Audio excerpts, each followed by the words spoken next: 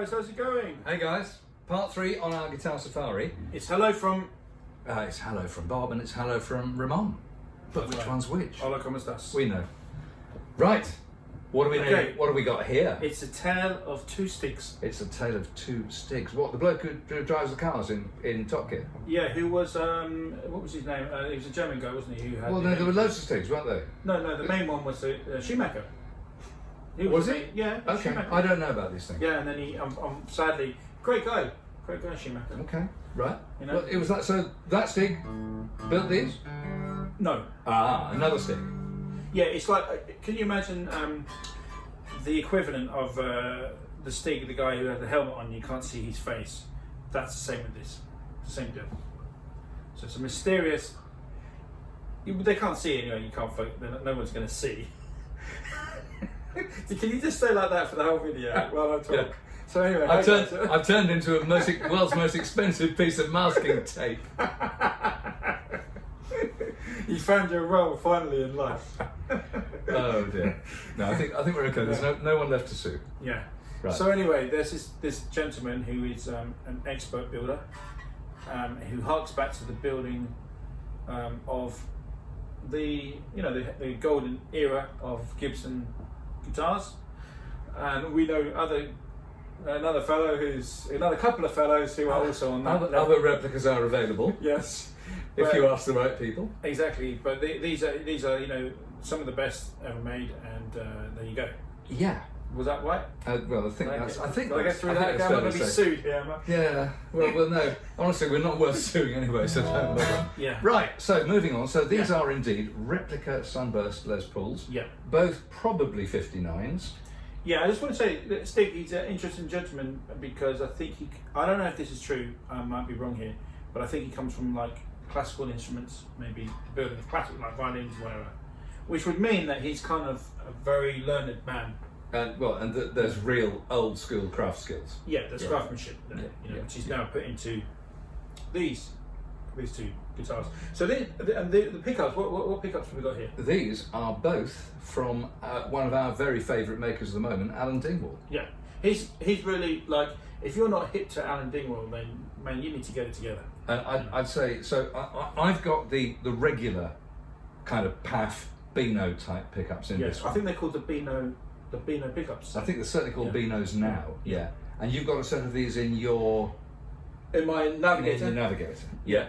And you've got in that one, you've got a set of the Peter Greens, and these are the ones I'm particularly blown away. Bob really likes these. So if you're listening, Alan, Bob really likes these. Well, he knows because I've told him. I mean, first time we met. I mean, I was a bit too gushing maybe, but they are fantastic. When you get the guitar in the middle position and you start messing around with volume and tone controls, so like the original Peter Green did.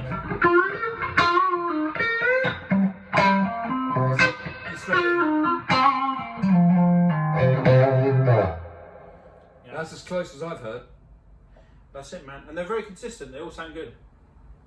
Amazing. They're very consistent. And, so that's the pickups. Apart from that, how do these feel and play? Weight-wise, they're in the mid £8, so they feel right. Yeah, that's a kind of you know. And by the way, guys, you got to remember this guy here has owned the real thing for over 20 years. I know he looks young. It's the monkey glands I inject.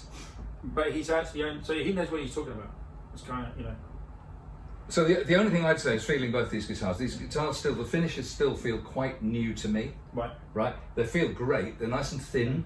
So this is we're talking nitro, aren't we? Yeah, I mean definitely nitro, really thin. Yeah. But the thing about older guitars is you just get that wear and thinning of them that you can't really replace. But I mean, you, once these have had a life. And what I really like is the darkness of the fretboard. Yeah. It's very, it's obviously Brazilian rosewood, but it's kind of got that authentic, what you see on a real burst, because sometimes with the modern Gibsons they're like light brown, they're like the sort of this colour. Yeah, well, horrible, and they're light brown. Usually when I see a fretboard on a Les Paul that's light brown, I think, okay, I'm probably not going to like it because it's probably also going to, not only does it look too pale, but also I bet it's going to be really dry.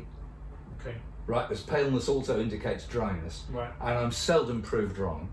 But then again, Matt Gleason from Monty's Guitars, he's come up with a solution for that. What's that? what's it called? You're a fan of this Monty guy? I'm a fan. I've been using. I've never even heard. I've heard the name, but I don't. Well, he's a great luthier. He's a great pickup winder. I've got a few of his pickups in various. He makes guitars as well. And no, I think he fixes rather than makes. Oh, okay. He probably has made a few, but okay. But he's got a fretboard treatment to kind of treat the fretboard, which is made out of pure beeswax. Oh, which is really good. But he's also got a coloured one, which he called something like cappuccino for guitars or something. Right. Monticino, I think it might be something like that. And that's really, in fact, the first fret of my crappy Mexican Fender that I use with the synth pickup. Yeah. Right. For some reason, the first fret is a completely different colour than the rest of the neck. So I need to get some Monties and just wipe it in. And get the colour darker. And so if you want to get your necks darker and more nourished, there you go, guys. Shout out for Monties there. I might put a link on the video after this. Yeah. So because really, I mean, that's the thing. You want it. It's almost like it's burnt. The wood is burnt. It's almost that dark. That's now, what you want. my pearloid inlays are slightly yellower than yours. Yours are whiter. Right. Those look a bit more like mine. Okay. My old ones, a bit more. Yeah. But you know, they vary tremendously. The other thing is, I learnt from a fellow collector just the other day. He showed me. He's got this thing called a jeweler's loupe, which is basically it's a tiny magnifying glass that you hold right up to your eye, and you're supposed to examine diamonds for flaws and occlusions. Oh, I've seen them. Yeah. Really high res, and the modern ones have got a very bright blue LED in them, so you can get them right up to things like obsessively close and look at things. And if you look at the edges of these things, right, and you compare an old Les Paul with a modern one, both Gibson, you can tell in a jiffy, because the old ones were all fitted by hand, routed and fitted by hand. The modern ones are all done by a CNC, and so the modern ones all fit perfectly. Right. All the edges are beautifully sharp, and the edges square. If you look at a Gibson under a jeweler's loupe, they're all over the shop, and there's bits of glue that's gradually aged to brown. And frankly, at very close quarters, they look a total mess. But and you can do the same with the headstock logo. You can see in an instant, you know, whether it's got a chance of being old or whether it's more likely to be new. Collector tip for you there. So there you go, guys. You know, if you're thinking your Les Paul is fake, try that. It's really quite a telltale, you know.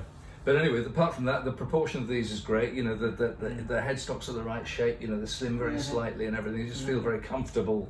Feels like you're holding, you know, a proper Les Paul maybe by way. And you know, I'm no great enthusiast of most of the current reissues. They're expensive. The quality control is variable. I'm being very kind here. Variable.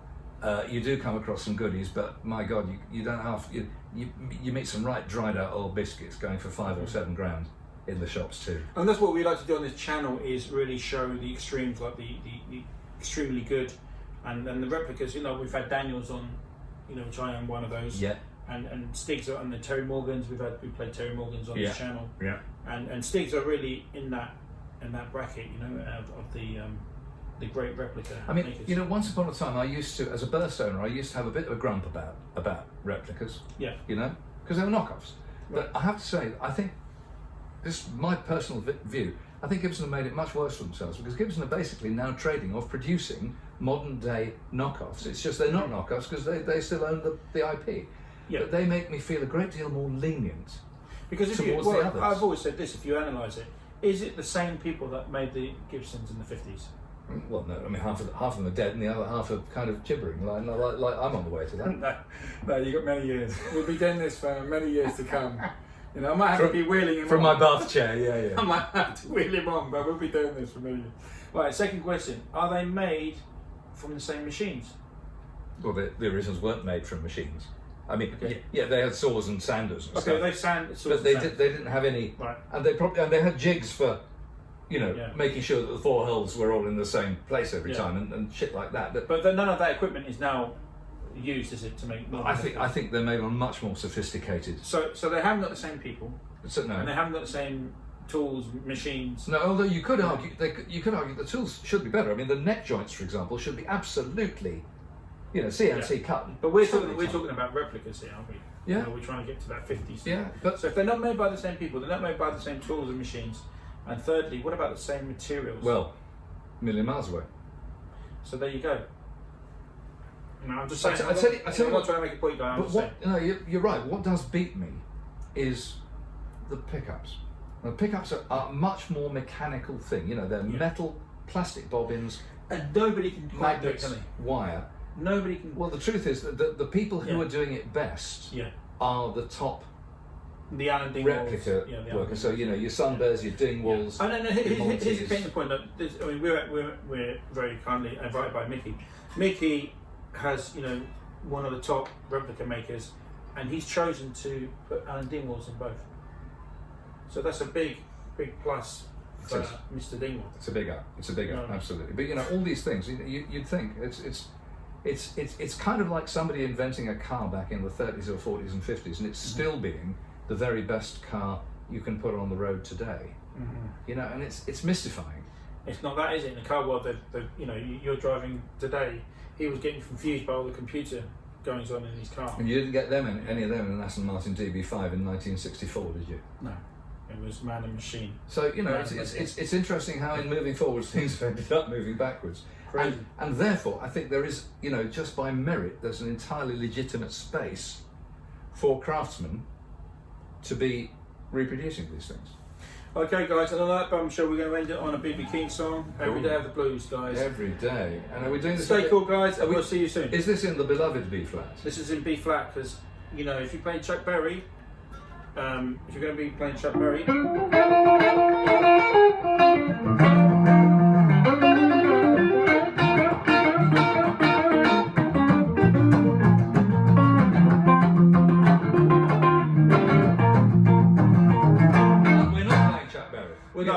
But it's a B flat key, isn't it? Chuck Berry. Is flat, it? Yeah. Okay. Yeah, you know, it's B flat. So there we go. So here.